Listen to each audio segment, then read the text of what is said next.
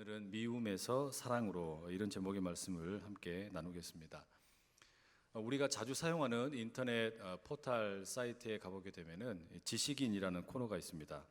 궁금한 내용이 있으면 질문을 하고 불특정 다수의 사람들이 그 질문에 대해 답변을 주는 그런 코너이죠. 설마 이런 것은 없겠지라는 생각으로 제가 교회에 가기 싫어요 라는 질문을 남겼습니다. 그리고 검색을 해봤다가 깜짝 놀랐습니다. 교회에 가기 싫다고 고민하는 어린 학생들이 얼마나 많은지 몰라요. 엄마 아빠 때문에 어쩔 수 없이 교회에 끌려간다. 그런데 어떻게 하면 교회 안 갈 수 있냐?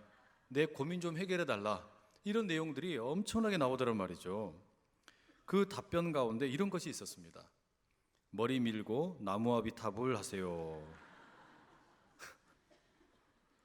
여러분, 이거 답변을 보면서 제가 한참 웃었지만 동시에 이런 질문을 올린 그 학생의 마음은 어떤 것이었을까라는 생각도 좀 해보았습니다.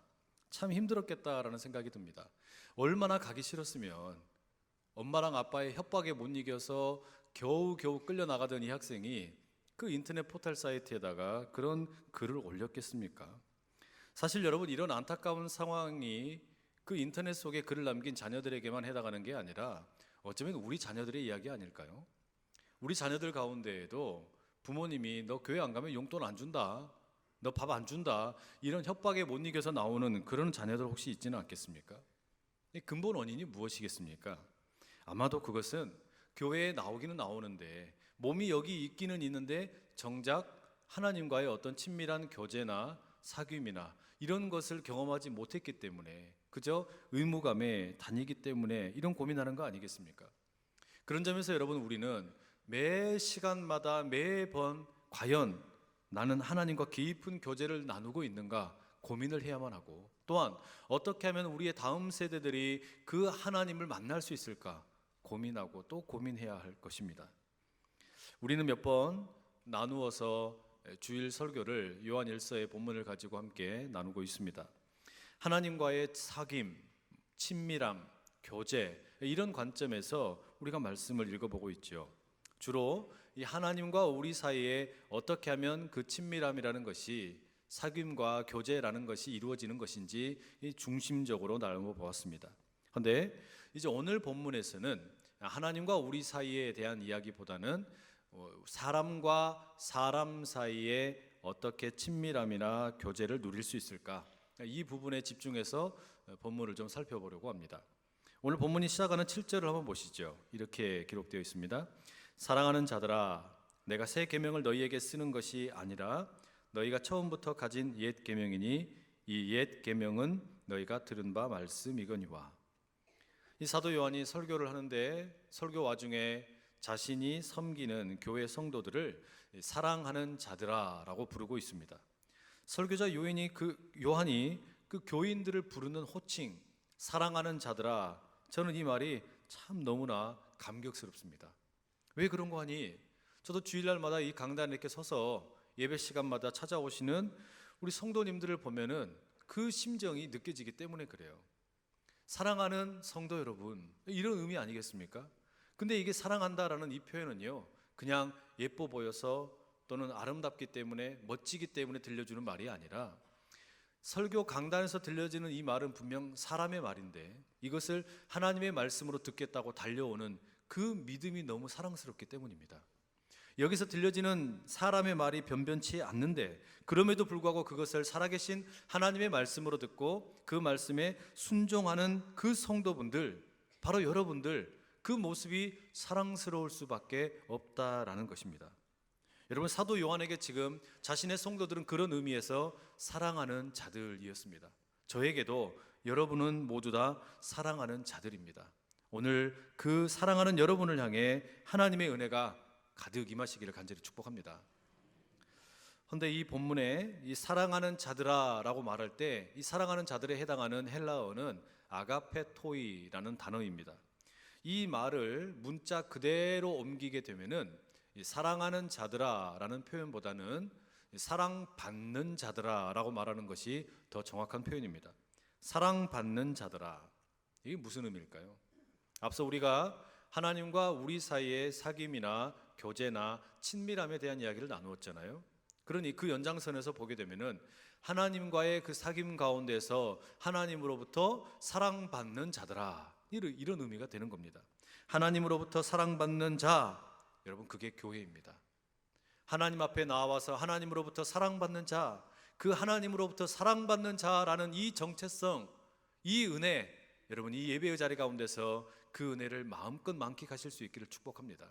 세상은 혹시 여러분을 사랑해 주지 않을지 몰라도 하나님으로부터 내가 사랑받고 있다, 나는 하나님으로부터 사랑받고 인정받고 있다, 이 사실만으로도 만족하며 승리하며 나가는 저와 여러분 모두 다 될 수 있기를 간절히 소원합니다. 이제 이 설교자 요한은 자신이 사랑하고 하나님으로부터 사랑받는 그 성도들을 향하여 무언가 중요한 이야기를 들려주려고 합니다. 그런데 자신이 하고자 하는 이야기를 7절에서는 옛 계명이라고 말하고 8절에서는 새 계명이라고 말하고 있습니다. 7절을 한번 다시 한번 보시죠. 함께 읽어볼까요? 사랑하는 자들아, 내가 새 계명을 너희에게 쓰는 것이 아니라 너희가 처음부터 가진 옛 계명이니 이 옛 계명은 너희가 들은 바 말씀이거니와. 지금 설교하는 내용이 뭔가 새로운 것이 아니라는 거예요. 새로운 계명이 아니라 예전부터 알고 있었던 옛 계명을 여러분에게 들려드리고 싶다라는 겁니다. 그런데 이어지는 8절에서는 조금 다르게 말하죠. 다시 내가 너희에게 새 계명을 쓰노니 그에게와 너희에게도 참된 것이라. 이는 어둠이 지나가고 참빛이 벌써 비침이니라. 여러분 여기는 뭐라고 말합니까? 옛 계명이 아니라 새 계명을 여러분에게 들려드리겠다라고 말합니다. 그러니 이 지금 동일한 7절과 8절 사이에 옛 계명과 새 계명이 한꺼번에 같이 등장을 합니다. 이게 뭘까요? 옛 계명은 무엇이고 새 계명은 무엇일까요? 결론부터 말씀을 드리면 옛 계명과 새 계명은 다르지 않습니다. 똑같습니다. 사실 사도 요한이 지금 말하는 이 옛 계명과 새 계명은 동일하게 사랑하라라는 말씀입니다. 사랑하라. 그러면 왜 이 사도 요한은 사랑하라라는 이 옛 계명을 옛 계명이라고 불렀다가 또 새 계명이라고 이렇게 부르고 있을까요? 먼저 여러분, 왜 사랑하라라는 이 계명이 이 사도 요한의 교인들에게 옛 계명인지 한번 우리가 생각을 해보도록 하겠습니다. 7절에서 이 옛 계명은 너희가 이미 들은 바 말씀이라고 말합니다. 이게 무슨 이야기냐면 사도 요한이 설교하기 이전에 그 교회 성도들은 사랑하라라는 이 계명을 이미 알고 있었다라는 말입니다. 그래서 옛날 계명이라는 것이죠. 성도들은요, 이미 구약 성경으로부터 또 예수님으로부터 사도 바울로부터 그리고 사도 요한의 가르침을 통해서 사랑하라라는 계명을 알고 있었다라는 것입니다. 특히 우리가 주목해서 이 사랑과 관련되어 살펴봐야 될 것은 예수님께서 사랑에 대해서 뭐라고 가르치셨나 하는 점입니다.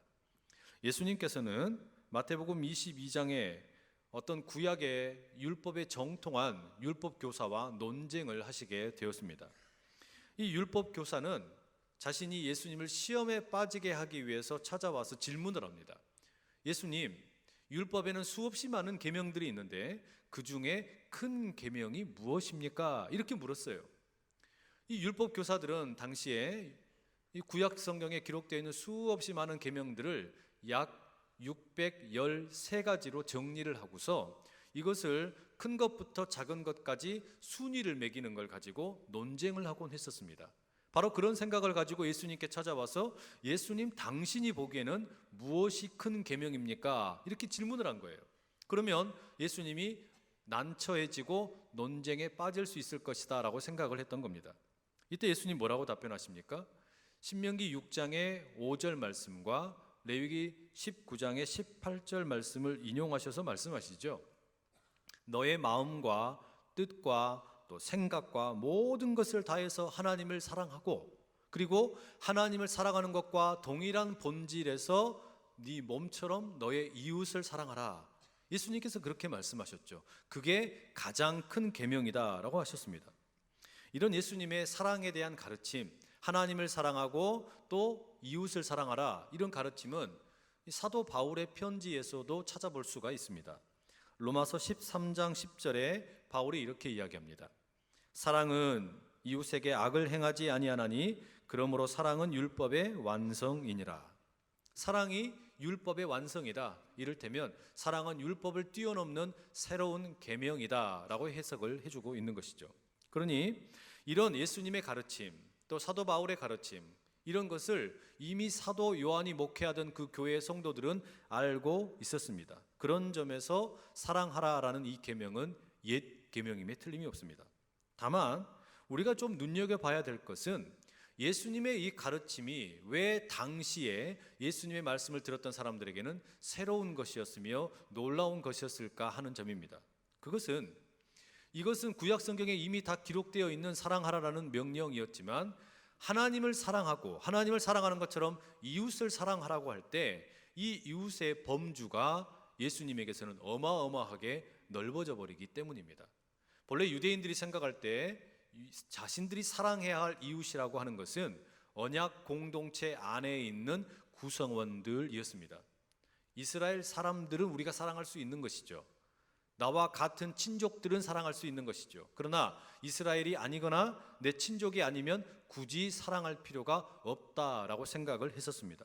그런데 예수님께서는 그런 유대인들이 가지고 있던 사랑의 대상인 이웃의 한계를 뛰어넘어 버리시는 거예요. 마태복음의 5장 43절 44절 이렇게 말씀하시죠. 또 네 이웃을 사랑하고 네 원수를 미워하라 하였다는 것을 너희가 들었으나 나는 너희에게 이르노니 너희 원수를 사랑하며 너희를 박해하는 자를 위하여 기도하라.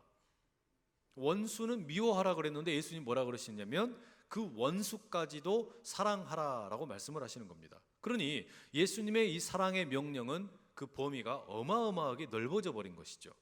무진장 커다란 이를테면 대단히 급진적인 사랑의 명령이라고 할 수 있습니다. 바로 이런 예수님의 사랑을 처음 들었던 사람들에게는 이게 새로운 계명이었습니다. 그런데 사도 요한이 목회하는 교회의 성도들은 이것을 이미 알고 있었기 때문에 이 사랑하라라는 계명, 특별히 이웃을 사랑하고 원수까지도 사랑하라는 이 말씀이 이미 알고 있었다는 점에서 옛 계명이라는 겁니다.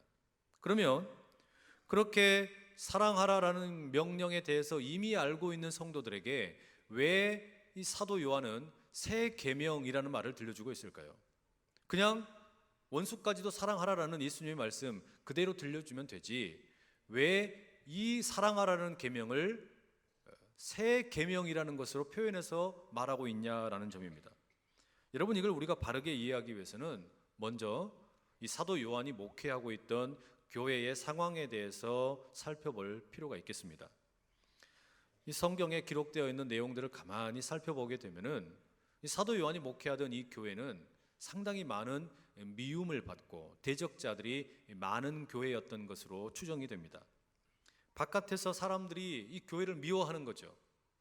적대자들이 대단히 많았다라는 말이에요. 뭔가 특별한 이유가 있었기 때문이 아니라 단지 예수를 믿는다는 이유 때문에, 교회를 다닌다는 이유 때문에, 신앙을 가지고 있다는 이유 때문에 이 사람들이 미움을 많이 받은 거예요. 대적자들이 너무너무 많습니다.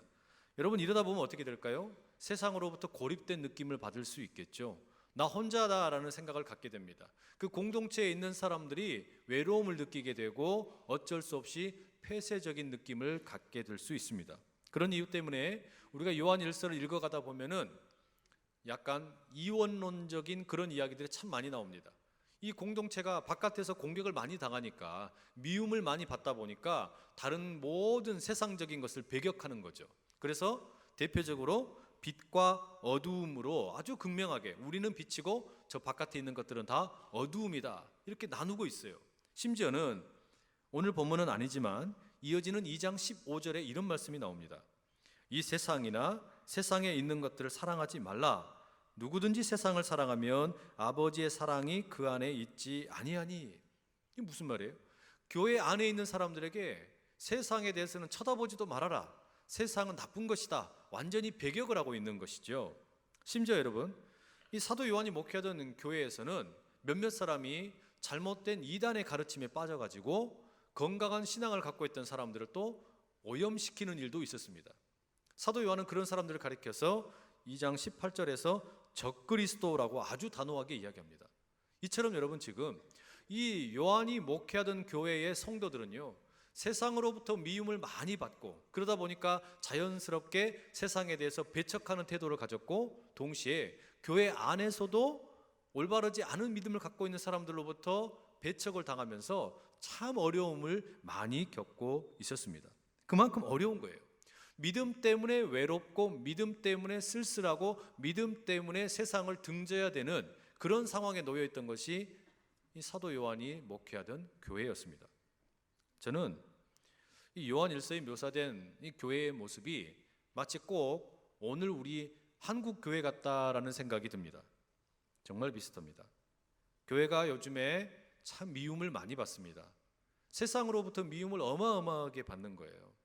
세상이 교회를 바라보는 시선이 곱지 않습니다. 물론 교회가 잘못한 것이 있어서 그럴 수 있죠. 그런데 세상에서 교회가 잘하는 것은 하나도 인정을 해주지 않고 그냥 개독교라고 이야기를 하거나 세상에서 사라져야 할 절대 악처럼 생각하는 경우들이 있다는 말이죠. 쓰레기처럼 생각을 하는 거예요. 너무나 아주 치졸하게 교회를 차근차근 씹고는 합니다. 그런데 여러분, 더 슬픈 현실은 뭐냐면 교회가 바깥으로부터 세상으로부터 오늘날 비판을 받기도 하지만 교회 안에서 교회가 교회를 비난하고 욕하고 서로 정죄하는 경우들도 심심치 않게 찾아볼 수 있습니다.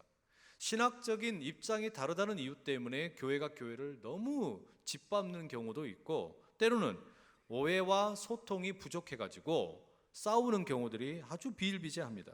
여러분, 이게 참 가슴 아픈 일이에요. 바깥에서 공격하는 건 뭐 그런가 보다 할 수 있는데 안에서 교회와 교회끼리 싸우는 모습 참 비참하지 않습니까? 2016년을 마무리하면서 우리가 존경하는 시인 고은 선생님이 자신의 일기장에다 이런 구절을 남겼습니다. 사람은 자신을 욕할 때 가장 외롭다. 사람이 자기 자신을 욕할 때 가장 외롭다. 여러분, 이거 우리가 가만히 생각해 볼 말입니다. 내가 나를 욕할 때 가장 외로운 법입니다. 나를 가장 힘들게 하는 것도 세상이나 바깥이 아니라 내가 나를 가장 힘들게 하는 거예요. 세상이 나를 미워하는 거 견딜 수 있습니다. 그런데 정작 내가 나 자신을 미워하고 나 자신을 인정하지 못하면 어떻게 됩니까? 그것만큼 비참한 일이 없어요. 그것만큼 힘든 일이 없다라는 말입니다. 그런 의미에서 여러분, 교회가 그런 것 같다라는 말이에요. 우리 모두는 다 교회로 부름을 받았습니다. 그런데 교회로 부름을 받은 성도가 다른 성도를 미워하고 비판하면 어떻게 됩니까? 그건 마치 자기 얼굴에 침을 뱉는 것과 같고 자기 자신을 미워하는 것과 같은 안타까운 일이 벌어진다라는 말이죠. 한국 교회에 대해서 또 교회에 대해서 문제가 많다, 어떤 비리가 많다, 저건 제대로 된 것이 아니다, 이런 이야기들이요, 교회 바깥에서 들리는 것보다 교회 안에서 들리는 경우가 훨씬 더 많습니다. 교회 바깥에서 비판하는 소리 견딜 수 있어요. 그런데 교회 안에서 서로가 서로를 그렇게 미워하고 싸우다 보면 어떻게 되겠습니까? 이 교회가 제대로 될 수가 없죠. 내부에서 더 많은 비난이나 정죄하는 목소리가 더 많이 들리는 것 같은 거예요. 이게 참 안타까운 현실입니다. 여러분, 이런 상황에 놓여 있는 이 사도 요한이 목회하던 교회, 이거 어떻게 하면 좋겠습니까? 하나님을 사랑하는 것처럼 이웃을 사랑하고 또 원수를 사랑하라, 이렇게 배웠는데, 그런 사랑의 계명을 우리가 받았는데, 이 사도 요한이 가만히 생각을 해보니까, 이 설교자가 지금 가만히 생각해 보니까 급한 게 그게 아니에요. 원수를 사랑하는 거, 저기 멀리 있는 이웃을 사랑하는 거, 이게 급한 일이 아니라 하나님을 사랑한다고 말하면서 함께 모여있는 이 교회가 내부가 분열되어 있는 이 상황이 훨씬 더 지금 급한 문제이다라는 말이에요. 바로 그들을 향하여 또 다른 사랑의 계명, 새로운 계명을 들려줘야 될 필요가 있겠다라고 설교자가 말하는 겁니다. 그 내용이 9절에서 11절에 이렇게 기록되어 있습니다. 빛 가운데 있다 하면서 그 형제를 미워하는 자는 지금까지 어둠에 있는 자요, 그의 형제를 사랑하는 자는 빛 가운데 거하여 자기 속에 거리낌이 없으나 그의 형제를 미워하는 자는 어둠에 있고 또 어둠에 행하며 갈 곳을 알지 못하나니 이는 그 어둠이 그의 눈을 멀게 하였습니다. 이 지금 설교자 사도 요한이 하는 이 세 계명의 핵심이 뭡니까? 요한 1서 전체에 걸쳐서 일관되게 들려주는 이 세 계명이라는 것은 뭐냐면, 우리가 하나님을 사랑하고 하나님을 사랑하는 것처럼 이웃도 사랑하고 원수도 사랑해야 되지만, 그러나 지금 당장 가장 중요한 우선순위가 있다면 그것은 우리가 같이 신앙생활하는 형제와 자매부터 먼저 사랑하자라는 이야기입니다. 우리가 함께 신앙생활하는 내 옆에 있는 형제나 자매를 사랑하지 못하면서 원수를 사랑한다라는 말은 말이 되지 않는다라는 것을 이야기하고 있는 거예요. 저기 멀리 있는 이웃을 사랑한다든지 혹은 원수를 사랑한다든지 그런 것은 사실은 그저 공허한 소리가 되는 것이고, 정작 먼저 있어야 될 것은 뭐냐? 우리가 함께 신앙생활하는 내 옆에 있는 형제와 내 옆에 있는 자매를 먼저 사랑하는 것이 우리에게는 급선무라고 지금 이야기하고 있는 것이죠. 그래서요, 요한 1서에는 원수 사랑 혹은 멀리 있는 이웃 사랑 이런 것은 거의 등장하지 않습니다. 오로지 교회에서 함께 신앙생활하는 나의 옆에 있는 형제, 나의 자매, 이들을 더 사랑해야 된다는 이야기가 훨씬 더 많이 등장하는 거예요. 가장 가까운 곳에 있는 나의 형제와 자매를 사랑하지 못하면 죽었다 깨나도 원수를 사랑할 수 없다라는 말입니다. 여러분, 그러지 않습니까? 집안이 콩가루가 되어가지고 엉망인데 인류를 사랑하자라고 말하면 그것만큼 웃기는 이야기가 없어요. 내가 우리 집에서 아내를 미워하고 남편을 미워하고 부모와 자녀 간의 다툼이 있는데 조국의 평화적인 통일을 위해서, 조국을 위해서 헌신하자고 말하면 그걸 누가 믿어주겠냐라는 말이에요. 마찬가지입니다. 교회가 세상을 향해서 여러분, 우리가 세상에 비치고 소금입니다, 그렇게 떠들어봐야 아무 소용없습니다. 왜 그렇습니까? 우리가 세상에 비치고 소금이라는 것은 우리가 먼저 이야기하는 것이 아니라 세상이 우리를 보고, 아, 교회가 빛이 되고 소금이 되는구나, 이렇게 평가해줘야 그게 진짜 되는 것이지, 우리끼리 맨날 지지고 볶고 싸우면서 서로 미워하고 다투면 누가 우리 보고 빛이며 소금이라고 말해주겠습니까? 그럴 턱이 없다라는 말이죠. 여러분, 그래서 지금 설교자 요한은 거창하게 원수를 사랑하자, 아니면은 세계 끝까지 우리가 복음을 전하자, 이런 이야기 눈꼽만큼도 안 합니다. 그런 이야기 하지 말고 먼저 우리 형제부터 사랑하자, 자매부터 사랑하자, 이게 출발이다, 지금 이야기하는 겁니다. 그럼 여러분, 내 옆에 있는 형제나 또는 자매를 사랑하는 거, 여러분, 이거 쉬울까요? 내가 함께 신앙생활하면서 늘 마주치는 내 형제나 자매, 그들을 사랑하는 것은 원수를 사랑하는 것이나 저기 멀리 있는 먼 이방의 나라에 있는 사람들 사랑하는 것보다 훨씬 쉬울까요? 그렇지 않습니다. 유명한 러시아의 작가 펴도르 도스토옙스키라는 사람이 있어요. 이분이 쓴 소설 중에 카라마조프의 형제들이라는 소설이 있습니다. 이 소설에 등장하는 인물 가운데 이반 카라마조프라는 사람이 있는데, 이 인물을 통해서 도스토옙스키가 자신이 하고 싶은 이야기를 이렇게 들려줍니다. 나는 사람이 자기 이웃을 절대로 사랑할 수 없다고 확신합니다. 내 생각에는 사람은 절대로 사랑할 수 없는 존재가 있는데 그게 자기 이웃입니다. 물론 거리가 멀리 떨어져 있을 때에는 그 이웃을 사랑할 수 있고 머릿속으로는 이웃을 사랑할 수 있습니다. 그러나 가까운 곳에서 실제로 함께 지내는 이웃을 사랑하는 것은 거의 불가능합니다. 이렇게 이야기했어요. 여러분, 이게 상당히 일리 있는 말입니다. 무슨 이야기냐면요, 여러분, 우리가 어떤 긍휼의 마음을 가지고 길거리에 있는 노숙자들 도울 수 있어요. 시리아에서 나라를 잃어버리고 이제는 난민이 되어버린 사람들 도울 수 있습니다. 텔레비전에 나오는 어려움에 있는 만난 사람들 도우면서 무슨 ARS로 도울 수도 있고 후원할 수도 있습니다. 헌데 여러분, 진짜 사랑하기 어려운 존재가 누군 줄 아세요? 같이 신앙생활하면서 그 집에 숟가락이 몇 개 있고 젓가락이 몇 개 있는지 아는 그 사람들, 맨날 마주치는 사람들, 그 사람들은 우리가 단점이 무엇인지를 알고 있고 허물이 무엇인지 알고 있고 문제가 무엇인지 우리가 다 잘 압니다. 그러다 보니까 어때요? 그 사람을 사랑하기가 어렵습니다. 우리는 노숙자를 보면서 그 사람이 단점이 뭔지 그런 거 안 봅니다. 그냥 불쌍히 여겨요. 시리아 난민을 보면서 그냥 불쌍히 여기고 돕습니다. 그런데 내 옆에 있는 형제, 자매, 같이 신앙생활하는 교인이지만 그들을 바라보면서 우리는요, 익숙하다 보니까 무엇이 먼저 보이냐면 사랑의 대상이고 긍휼의 대상으로 보는 것이 아니라, 아니 왜 교회에 와가지고 줘라? 기도 시간에 왜 눈을 뜨고 있어? 어머, 오늘은 헌금도 안 하네?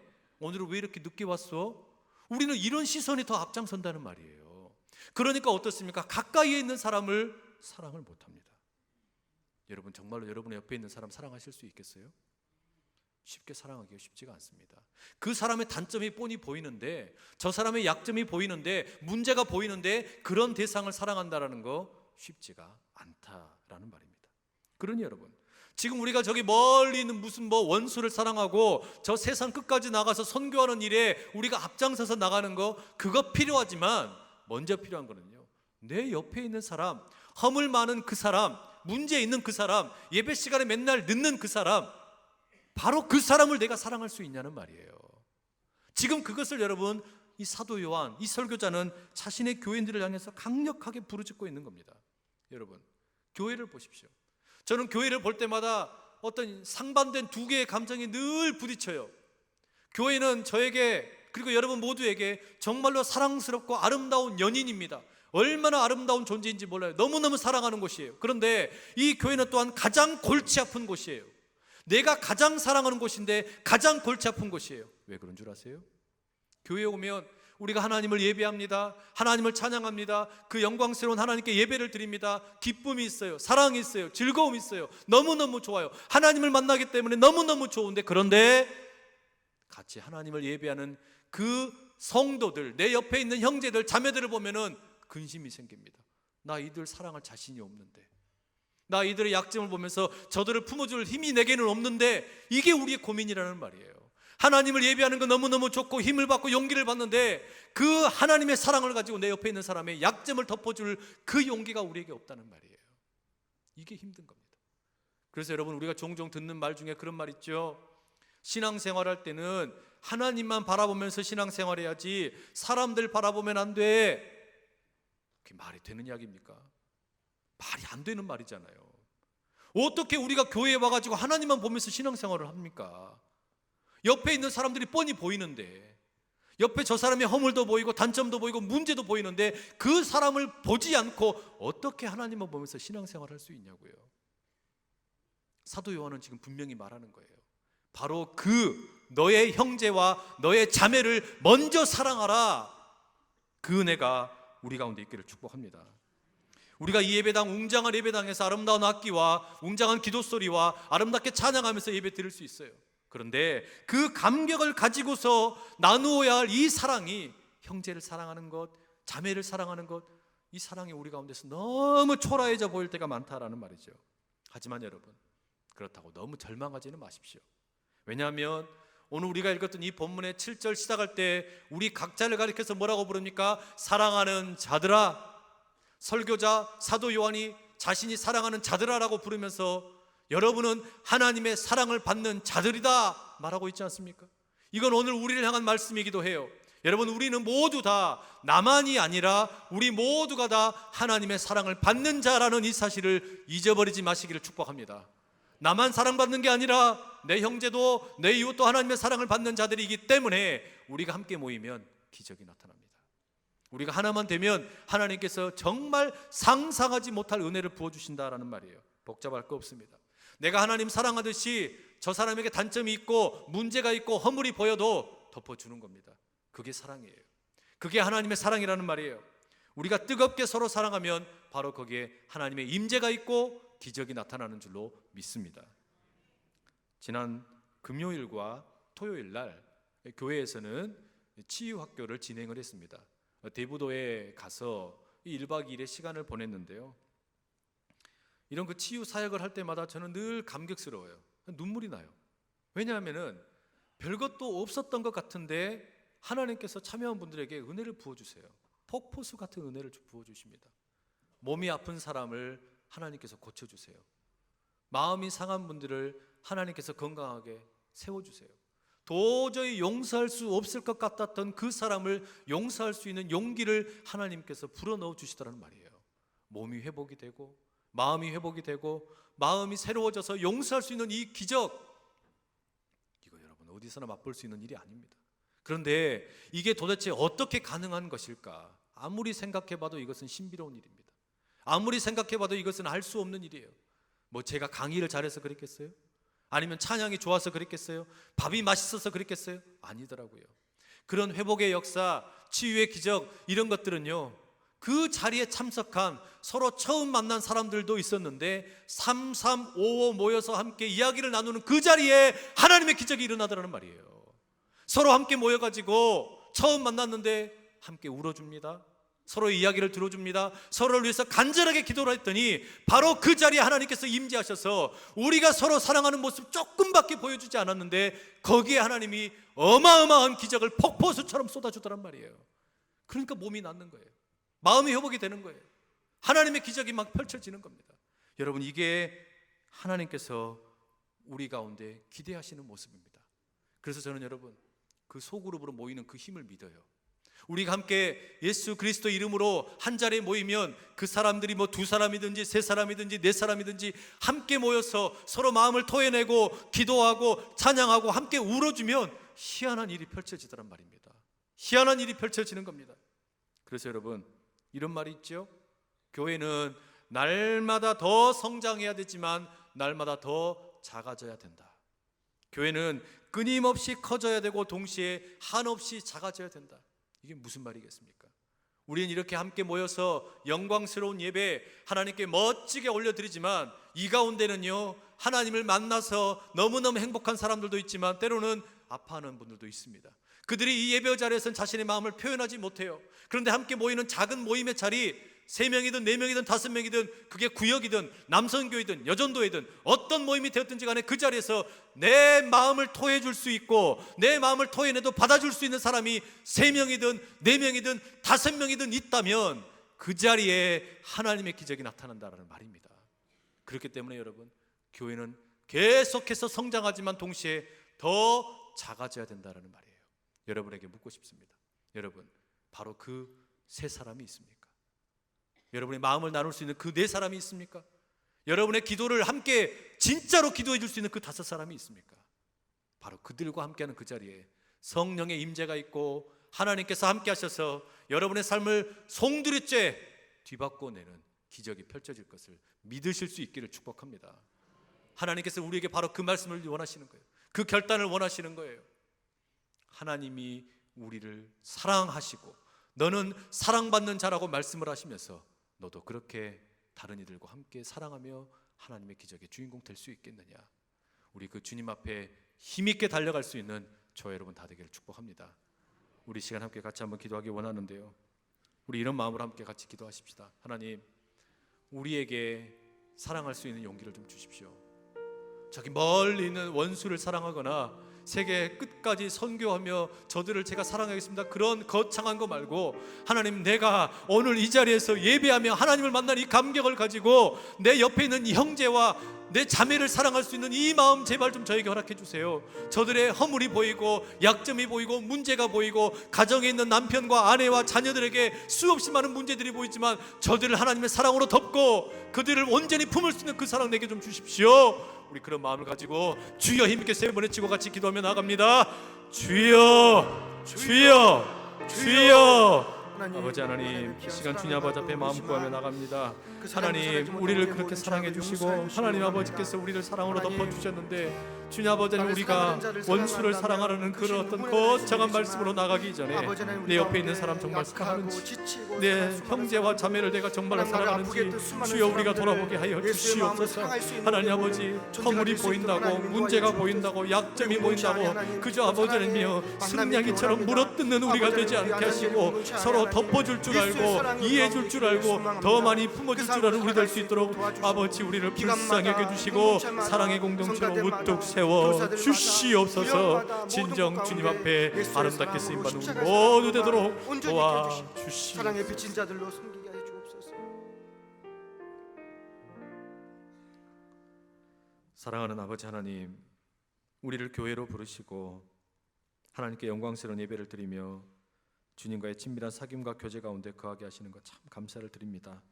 주님, 그런데 우리가 이 교회 가운데 세상 가운데서 미움을 받다고, 또 아버지 여러 가지 많은 적대자들이 있다고 해서 교회에서 함께 거하는 성도들끼리도 서로 미워하고 적대하다가 아버지님의 사랑을 잃어버리지는 않았는지 두렵습니다.